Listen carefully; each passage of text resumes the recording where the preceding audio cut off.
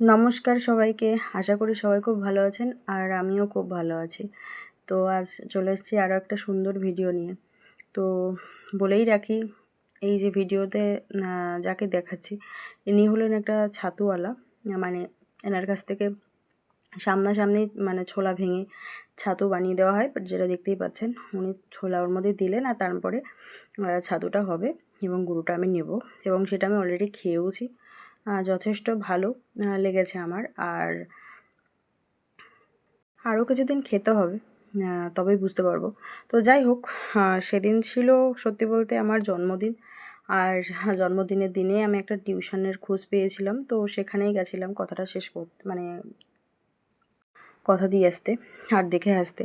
তো আসার পথেই এনার সাথে দেখা হয়ে যায়। মানে এনার নাম্বারটা আমি অনেক আগেই পেয়েছিলাম, যেহেতু আমার দরকার ছিল, কিন্তু সেইভাবে দেখা করতে মানে কল করে উঠতে পারছিলাম না। তো সেই দিনই দেখা হওয়ায় আমি 1 কিলো ছোলাও নিয়ে, মানে ছাতুও নিয়ে এসেছিলাম। তো এখন সত্যি বলতে বড় হওয়ার পরে এটাই মনে হয় যে জন্মদিনে যে এক্সাইটমেন্ট থাকা উচিত, সেটার থেকে ইনকাম করতে পারলে বেশি ভালো লাগে। কারণ আমার মনে হয় যে মেয়েদের বড় হওয়ার পরে নিজের ইনকাম নিজেকেই করা উচিত এবং স্বাবলম্বী হওয়া উচিত। তো যাই হোক, যদি ভালো লেগে থাকে তাহলে পাশে থাকবেন। সবাইকে ধন্যবাদ।